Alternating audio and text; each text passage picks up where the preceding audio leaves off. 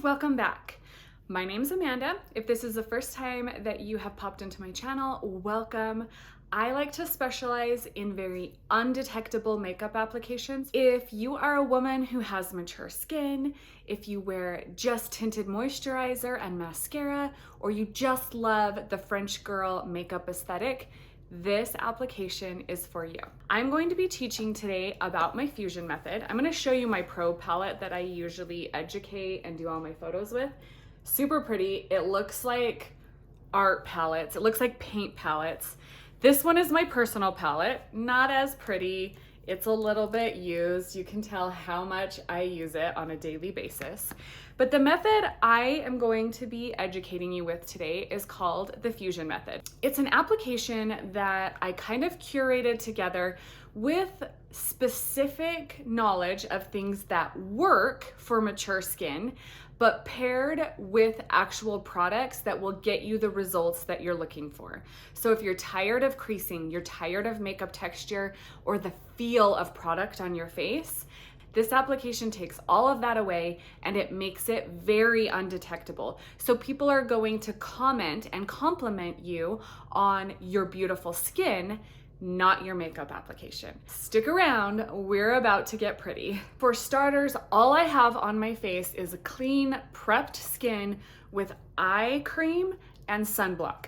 So let's start out with our low muscle zone. We all have different mimetic zones on our face, which is just a fancy word for muscles. It's just the mimetic muscles on our faces. The way the fusion method is designed is to work off of the two muscle types of our face, which are the low moving muscles and the high moving muscles. Like you don't get a lot of creasing texture. There's not a lot that happens back here. Those type of areas can support a full opacity product, which is like a concealer or like a foundation. If you're over 40, you should only be using creams or wax-based products. They are going to sit better on mature skin. So to start out with, I'm going to use a bronzer. Bronzer, I believe, is the best step to start with because the less product you can put on your face, the better. Now, a bronzer, especially a cream bronzer, is not going to be 100% opacity. It's not a full coverage product. It's going to be a little bit more sheer.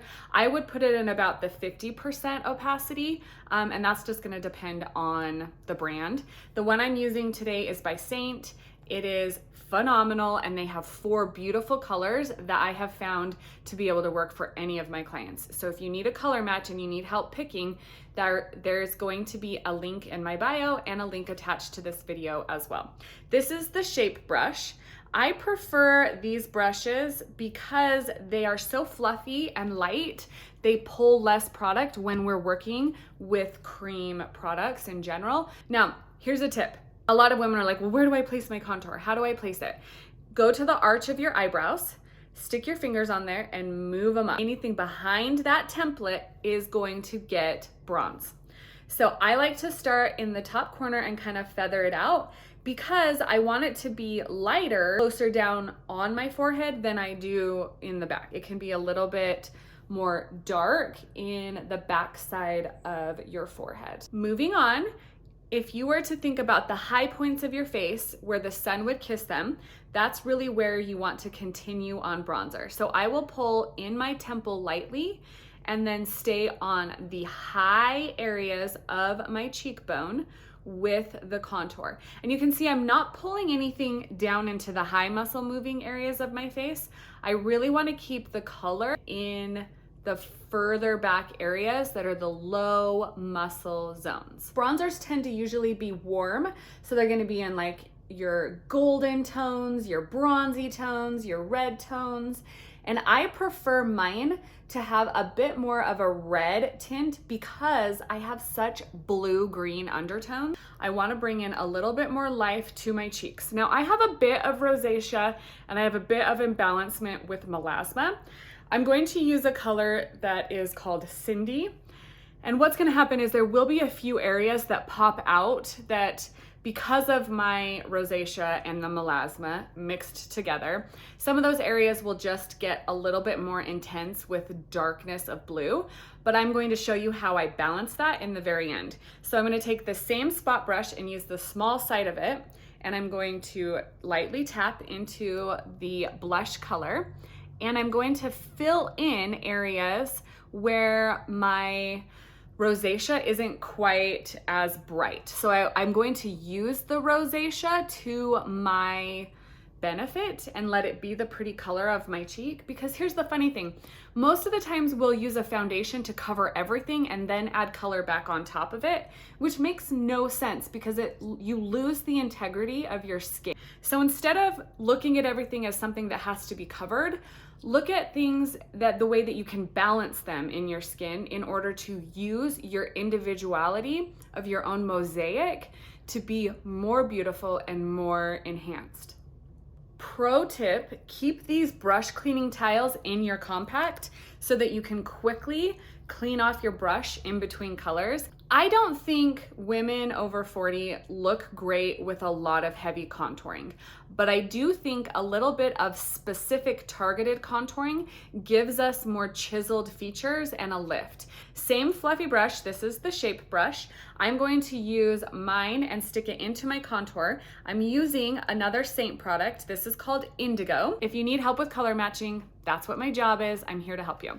So I'm gonna take the brush and I'm gonna sit it into the more hollowed part of my cheek, and I'm going to just barely tap in the contour and work it back. I'm keeping this very light, again, because I get a better lift, a more natural look to my face structure if I stay light-handed and I don't bring in too much product. So you see how I got just a bit of a lift? I got just a bit more youthfulness to my cheekbones without heavy straight lines on my face. The idea of like snatching it out, I don't think it's as flattering for us when we're working with more mature skin. You have to be thinking more timeless and looking at your face in a way that is classic, because you only need to be good at your face. So you don't need to get into these trends of snatching things out. Now I am going to take just a tiny bit more of my contour, and I'm gonna stay really tight to my hairline. If you have bangs, this isn't necessary, but I want to really kind of hone in on the most gorgeous features of my face, which are gonna be everybody's face, your eyes. So that is really it for the low muscle moving areas of my face. If you need a little bit of foundation on some areas that are within your low muscle moving areas, spot treat at this time. I actually don't need a foundation. Sometimes I do. It just is dependent on hormonal acne. It's dependent on a lot of things. But I do keep like my foundation and stuff inside of my compact in case I need it. Again, I highly recommend the Saint Cream foundations for this application if you need spot treating. But if you don't, the least amount of product and the more skin that you have, the better. This is where my fusion method starts to really get different than other applications that you have seen out on the market. In these high moving areas, which we would consider around your mouth, around your eyes, and your nose, we are only going to be using a product called Demi Color. I would love to tell you that there are other products on the market that you could use that are similar to this. I've tried so many and I don't think that they match up. You can give it a go, and if you find a product, I would love to hear your recommendations, but I really truly think that in order to get this fusion method application perfect, you really have to use Demi to make this happen.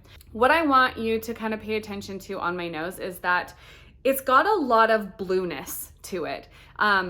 Anything that, you know, kind of gives you like red blotches, like you get a lot of little broken capillaries, and then just the shadowing along the side of my nose has quite a bit of blue.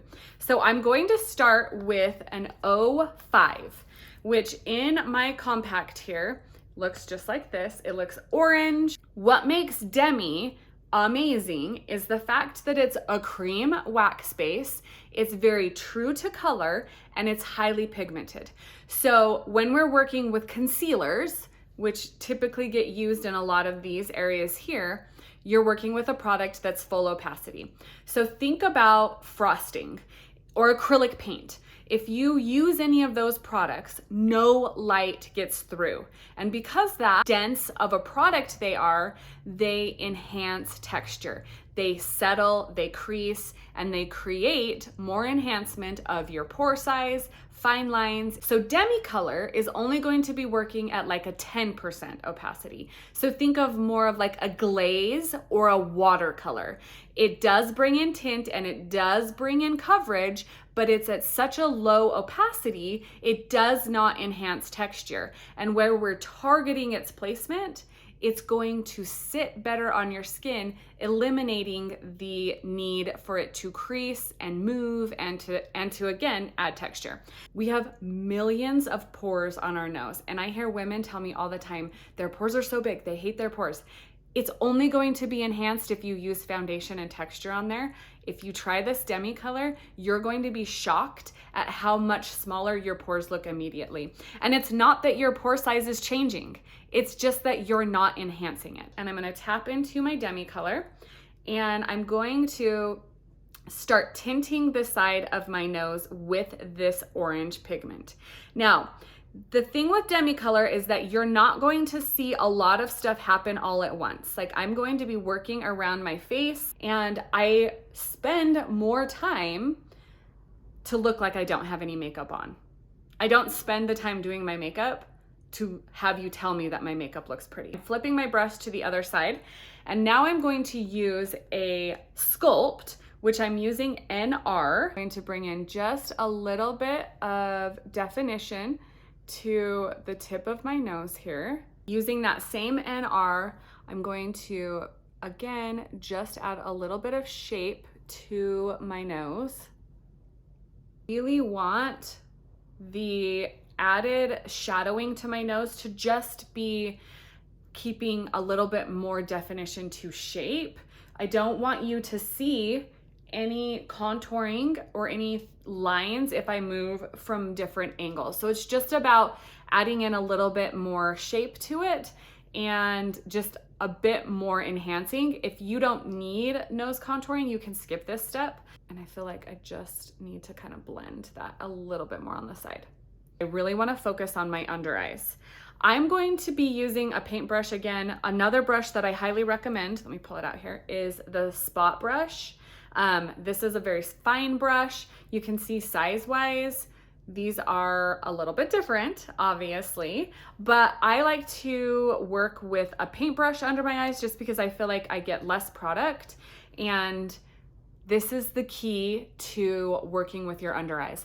The least amount of product you can use, the absolute better it's going to be. We're gonna get rid of the idea of covering our under eyes with one product and we're brightening them. I want you to focus on just getting rid of the dark areas, just getting rid of the parts that are obstructing you from the gorgeous look of your under eyes. For me, I'm going to be working in my inner corner here. I've got some purpling in here, and then if I bend down, you can hopefully see my double chin, but also you can see the water trough right here.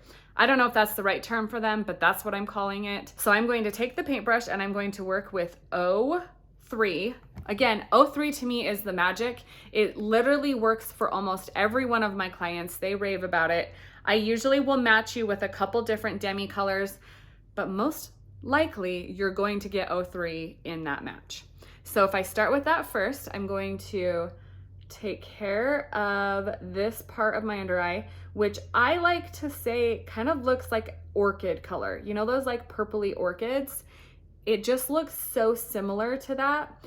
I have heard a lot of women refer to it as redness under their eyes. It's more of like a purpley orchid. So if you look at yours and you think red, now look at it and tell me, don't you feel like it is actually more purpley orchid than it is red? But I think we get hung up on generic colors and not so much the properties of colors, which gets technical, but Trust me, I'm here to help match you. You don't have to worry yourself. You don't have to have all these colors. I'll give you 2 or 3, you'll be good. Okay, I'm gonna do the same thing on this side, and I'm just working at deleting everything before I really move on to the next color. So I'm just gonna delete everything that falls within that same violety, orchidy, purple gray, red, whatever you wanna call it. You don't want to go outside the line. In life, I love to tell my kids, it's fine to color outside the lines. Be yourself, do your own thing. When you're working with Demi color, please don't color outside the lines. You have to be specific. I'm gonna use my thing and my brush tile, clean off my brush. Moving on to the next level of excess darkness, I have this inner corner, which tends to still be in that blue-green area, blue-green tone, but it's not as dark. So I'm just going to go down in saturation, and I'm going to go to 01, which is orange 1. Very lightly get it onto the area of darkness and work it out, work it in, like filter it away that I delete just the dark area and nothing else. It's seriously like my paintbrush is magic, but this is video. This is in real time, like you're seeing it happen here. Now that both of those areas are done, I'm going to move on to what I like to call the water trough. A lot of us have different densities of this bag or this indentation, whatever you want to call it. But the method of application is going to be the same. You're going to see here as I kind of like touch on the area, like I'm staying just in the hollow part of it, the more deepest shadowy part of it. And then just kind of move to see where I might need to kind of filter a little bit more or what. Do the same thing on this eye. Now I'm going to get the spot brush and I'm going to just tap it into the 03 and hit strategically some of the areas that are popped out a little bit darker from my melasma, my little bit of rosacea, and kind of start eliminating some of that tone so that they're not really popping and shining through, giving it just a little bit better balance. This is a secret part that I absolutely love and I think makes a huge difference to under eyes. I am going to take the part of my under eye that looks a little bit more yellow and I'm going to add the smallest amount of violet. You really won't even see a lot happen here other than it's just going to look so refreshed and full of like, I got a lot of sleep. I have baby, beautiful under eyes and skin, and it's all going to be with just using this tiny bit of violet on the area that looks a little bit more yellow, more sallow, or whatever, jaundicey, whatever that term is that you want to use. This product, like the violet, will be what really lifts that. So you can see that there is so little product. It's really not going to crease because there's no layering, there's nothing happening that is going to shift it. It's just targeted to the part that we're filtering. Let's talk about a few areas around my mouth. I know a lot of women want to get rid of their marionette lines, and I'm trying to tell you, don't do that. Like, the individual smile lines that you have make you the beautiful person that you are. So try to embrace that instead of trying to find some way to cover it, because in the end, you're just enhancing it and making it look older as it creases in there throughout the day. So don't put full opacity products in this area. So for me, I have an imbalancement of melasma right here. I have some coloring around my mouth that I just want to get rid of to make everything else just look a little bit more refreshed. So what I'm going to do in this melasma area, I'm going to use R01 because melasma typically, if it's brown, murky, muddy, it's got green in it. So I do want to have something that has a little bit of red. And I'm going to just kind of hit the pinpoints of it and just start to delete this away. Now, if I were to put foundation on this, it would show texture and crease by the end of the day. But if I just take a little bit of more time to target just specific little spots and areas of it, I pretty much make it completely disappear without having more product there. And if I have less product, what do I always say? Less creasing. But just like that, it's gone. It's not going to crease and it's not going to show texture, but that balances out my skin and I don't feel the need to cover it anymore with a full foundation product. Again, I get into this like purpley violet area on the top, so I'm going to use a little bit of Y01. And to me, if I get rid of that and I get rid of a few purpley gray areas, which I call my sun stash, that just imbalance my lip, I feel so much better about everything on my face than I would if I were to be covering it with something that is going to just enhance texture. My sun stash is gone and it doesn't bother me. Right here and right here, these are this is just obviously a little tiny pimple, and this is an age spot. Both of these are borderline on the area, like could they be low mimetic or low muscle moving, or would they be high? So to me, I'm always going to treat it as a high muscle moving area if possible, that way I'm going to have less texture, less possibility of anything showing or creasing or being visible. And I'm going to use a little bit of O3 on this age spot, which kind of just pops out. So if I use a tiny bit there, I can delete that. Same on this little pimple. And I do have a little bit of imbalancement with the melasma in this area. So I will take just a minute to filter some of the biggest parts of it. The last thing I'm going to do are my eyelids. Most of the time, I don't like to wear eyeshadow because I do feel like it ages women. I think that even though you might be using pretty colors and it's fun, you have to accept that it is showing a lot of texture and it is creasing, even if you're really good with primers. But if you have imbalancement on your eyelids, I'm going to talk about two things that I think make it better. One, I'm going to use just Demi color to just balance out and make my eyelids prettier. And two, if you were to use cream eyeshadows, I believe they look better on mature skin and you can do a lot of coverage with those to balance out imperfections that you might not like. So for me, I have purple spots, I have some little veins, and it's just like they lose some of the coloring. So I'm going to address the purple spots first, and I'm going to get rid of them. And I'm using the O3 to do this. So I will just quickly go through and delete veins, purple spots, anything like that, just to make my eyelids look as though they are youthful and pretty. And I'm just gonna target certain things. And then I'm going to take the small side of my blur brush, I'm pretty sure it's the blur brush, and around my eyelids, I tend to be a little bit more like violet-y. So I'm going to use a neutral violet just to like enhance areas that it's not as visible pretty color. This gives my eyelids more shape. It gives me more balancement to the coloring where I'm not going to have it end up creasing or texturing or moving because it's really just going where I'm missing color to begin with.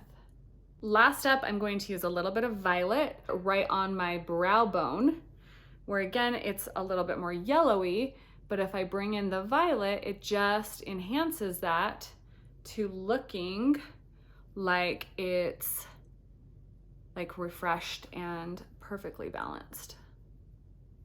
The outer corners of our eyes oftentimes are a little bit weighed down, and that's why you'll hear women talk about how to snatch up their eye and lift it. Again, I think you're getting into the trendy makeup application. So if you want to stay timeless and you want to stay just enhanced, beautiful, classic skin for yourself, you need to understand that that's a little bit more green. So if we were to use an R and take that right on top of the area that's green there, you will naturally lift up your eye where it's heavy. I like to add a little bit of a lip stain. My favorite are the ones by Victoria Beckham. This one is Cherie. I want my lips to look very natural, so I just want to add in like the most natural of like youthful looking lips as possible for me, just because I don't like a lot of product. That is my fusion method approach to getting the perfect undetectable makeup. I hope that you love this and I hope you learned a lot.